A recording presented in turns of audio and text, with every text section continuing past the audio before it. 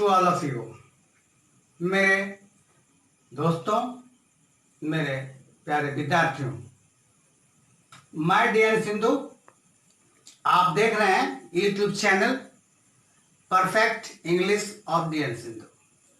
लगातार आज 15-16 एपिसोड आपने कॉमन एरर के बारे में देख रहे हैं या कॉमन एरर के बारे में आपको बताया जा रहा है। अभी प्रीपोजिशन का चैप्टर चल रहा है कि किस वर्ब के साथ प्रीपोजिशन लगते हैं और नहीं लगते हैं। तो इसके पहले मैंने बताया था कि किन वर्ब के साथ प्रीपोजिशन नहीं इस्तेमाल होता है। आज के चैप्टर में आप पढ़ने जा रहे हैं किन शब्दों के बाद, कौन से वर्ब के बाद प्रीपोजिशन का प्रयोग किया जाता है।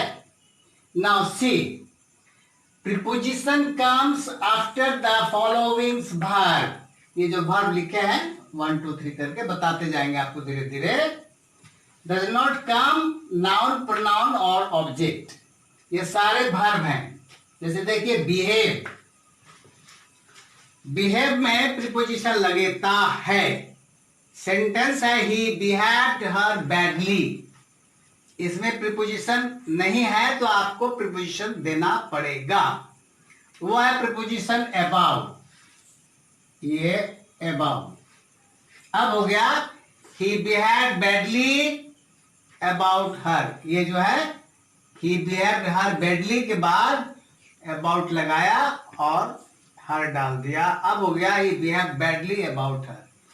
ये हो गया करेक्ट और ये हुआ बिना correct. Next, comment. I will not comment what people से।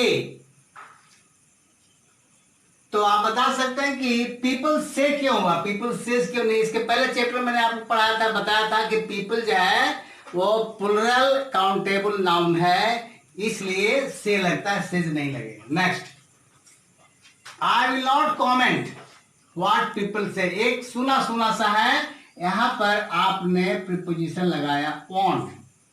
I will not comment on what people से।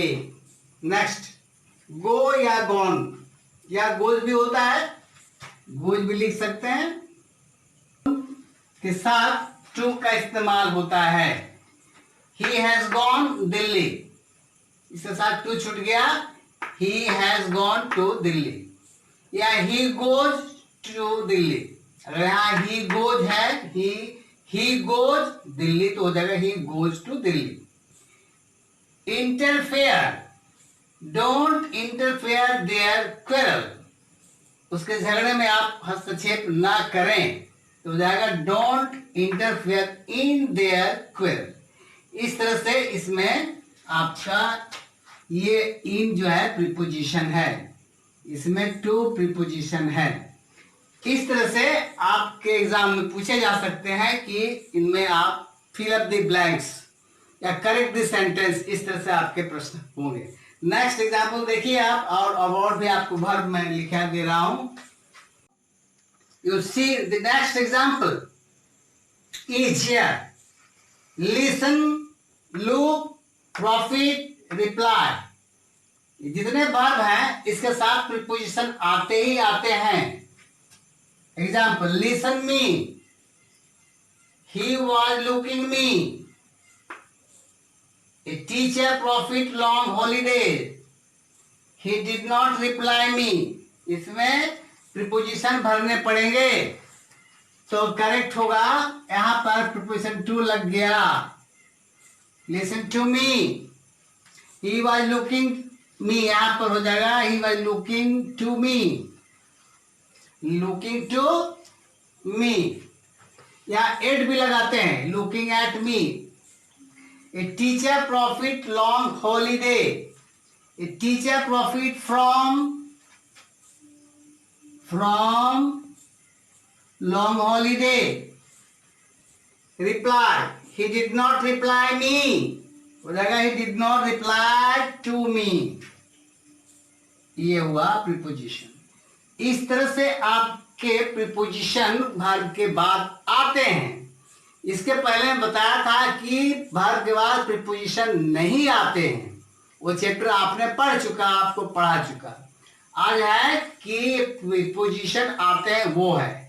और चलते हैं आपको अगला, और भी एग्जाम्पल है मैं आपको दिए जा रहा हूं। Let come to see now. Next you see the example of verb with preposition comes. Result, succeed, wait. देखिए लिखा है इट में रिजल्ट ट्रबल, इसमें प्रीपोजिशन लग गया इन। इट में result in trouble. He succeed her examination, he succeed her examination, इसमें आ गया सक्सीड के बाद in. He succeed in her examination. I am waiting you, इसमें आ जाएगा I am waiting for you. अब दो शब्द आपको बड़ा ही इंटरेस्टेड है जो हम लोग ग्रामर में, नरेशन वगैरह में या और भी जगह इस्तेमाल करते हैं, वो है शब्द वर्ब से, सैड, टेल, टोल्ड। तो याद रखिएगा ग्रामरियन के हिसाब से और सेड के बाद प्रीपोजिशन टू का प्रयोग किया जाता है। ये ग्रामर का रूल है। लेकिन टेल या टोल्ड के बाद टू का प्रीपोजिशन इस्तेमाल नहीं किया जाता है। जैसे he said to me, he says to me, यहां पर he says to me, says के बाद प्रीपोजिशन टू लगा। लेकिन ही टेल्स मी होगा, ही टेल्स टू मी नहीं होता है, ग्रामर में गलत होता है।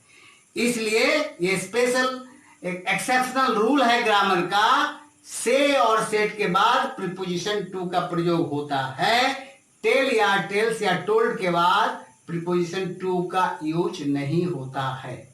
अगला सेंटेंस आपको बताएंगे कि एक सब्जेक्ट, एक सेंटेंस में दो वर्ब अगर एक साथ आता है, एक सेंटेंस में दो वर्ब एक साथ आता है, तो किसको कैसे हम सेट करेंगे या उसका इस्तेमाल किस तरह से करेंगे, नेक्स्ट एग्जांपल में देखिए। यानी subject plus verb one plus two plus verb one, यानी एक सेंटेंस में सब्जेक्ट है, वर्ब वन है, प्लस टू प्रीपोजिशन है, फिर वर्ब है, उसके बाद ऑब्जेक्ट है।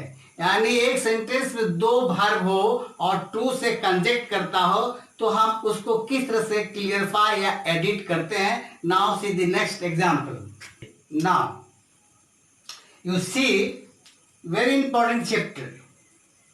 एक सेंटेंस में दो वर्ब का इस्तेमाल होना जिसको कंजेक्ट करता है प्रीपोजिशन।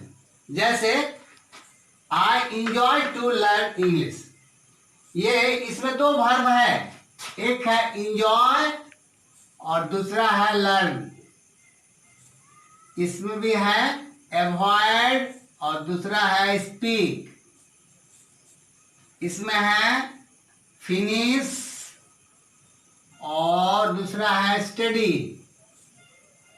तो इस तरह के जो सेंटेंस होते हैं जिसमें दो वर्ब लगातार आता है और टू से कनेक्ट करता है, इस तरह के सेंटेंस को हम लोग जब एडिट करते हैं, सुधारते हैं, तो पहला वर्ब रह जाता है और टू को रिमूव कर देते हैं और आखिरी वर्ब में आईएनजी लगाकर उसे फोर्थ फॉर्म में इस्तेमाल किया जाता है। Now I enjoy to learn English, इसको टू को रिमूव कर दिया और लर्न को वर्ब फॉर्म में इस्तेमाल किया। I enjoy learning English, it is now correct. Next you see he avoid to speak to me, इसमें मैंने टू को रिमूव किया, ही अवॉइड टू रिमूव कर दिया, he avoid speaking to me. Next you see he has finished to study, इसमें भी क्या किया, ही हैज फिनिश्ड, टू को रिमूव किया और स्टडी में आईएनजी लगाकर बनाया study. He has finished study. इस तरह से आपको एग्जाम में या कॉम्पिटिटिव एग्जाम में, ओमिशन में, एडिटिंग पे दिए जाते हैं। इसलिए बहुत ही कॉमन एरर, एक बहुत ही इंटरेस्टिंग सब्जेक्ट चैप्टर है और बड़ा ही डिफिकल्ट है एंड टू मच लॉन्ग, बहुत ही लंबा चैप्टर है। मैंने अब तक 16 एपिसोड, 16 वीडियो आपको बना कर दिया है। अभी और भी बनेंगे। यानी कहने का मतलब है कि पूरी ग्रामर इसमें समाई हुई है। Now next see, don't mind to open the window. अब इसमें एक वर्ब यहां है डोंट माइंड और दूसरा वर्ब है ओपन। तो क्या किया, टू को रिमूव किया और सेकंड वर्ब जो है उसको आईएनजी लगाया, don't mind opening the window. इस तरह से आप छोटा छोटा सा चीज फार्मूला को सिर्फ याद रखेंगे तो आपकी अंग्रेजी बिल्कुल अच्छी और करेक्ट और परफेक्ट हो जाती है। इसलिए परफेक्ट इंग्लिश जानना, करेक्ट इंग्लिश जानना एक अलग कला है और साधारण इंग्लिश बोल लेना एक अलग बात है। आप बोल चाल लेते हैं, चल जाता है, और जब आपकी पढ़ाने की नौबत होगी या एग्जाम देने की नौबत आएगी उस समय आपके सारे फॉर्मूलेस के हिसाब से सेंटेंस लिखे जाते हैं या बनाए जाते हैं या करेक्ट इंग्लिश की उपाधि दी जाती है। इसलिए जो भी ये मेरा ऑफिस से देख रहे हैं, इस वीडियो को देख रहे हैं अब तक, तो प्लीज इसको आप ध्यान में रखते हुए याद करके रखें दिमाग में, नोट में, या जब कभी आपको इच्छा हो आप एपिसोड खोलें या ये ट्यूब खोलें और देखें। अगला चैप्टर भी मैं आपको आगे ले चलूंगा, अभी वर्ब के बारे में और बताऊंगा, प्रीपोजिशन के बारे में, अब स्पेलिंग है, पंक्चुएशन है, बहुत सारी चीज है, वन बाय वन करके चलता चलेगा। लंबा क्लास है, लंबा थोड़ा चैप्टर है, इसलिए वक्त आपको लगेगा, लेकिन आपके जीवन में काफी इंटरेस्टिंग चैप्टर है। यानी ग्रामर, पूरी ग्रामर कॉमन एरर में समाई हुई होती है। इसलिए आप अगर पूरी ग्रामर जानते हैं, पूरा रूल्स जानते हैं, सभी टेंस, सभी सेंटेंस जानते हैं, प्रीपोजिशन जानते हैं, क्लाउज जानते हैं, आपका डिग्री जानते हैं, तब आपका ये कॉमन एरर लास्ट चैप्टर होता है। अगला एपिसोड में मैं फिर बताऊंगा कि और अगला क्या पढ़ाना है। Very thanks to all of you. आप सभी लोग बड़े ही दिल से और मन से समय देकर ये मेरा YouTube चैनल देख रहे हैं, देखते आ रहे हैं। आप सभी को मेरा साधुवाद, आप सभी को मेरा काफी धन्यवाद। और विथ रिक्वेस्ट टू यू, अगर आपको ये एपिसोड पसंद होता है, लगता है इंटरेस्टिंग है, आपके फायदेमंद का चीज है, तो प्लीज इसको आप शेयर करें, इसको लाइक करें और इसको आप थोड़ा सा वॉच भी करें। तो इन्हीं शब्दों के साथ मेरा आज का आखिरी क्लास समाप्त होता है। Next chapter with the next episode. Thank you so much.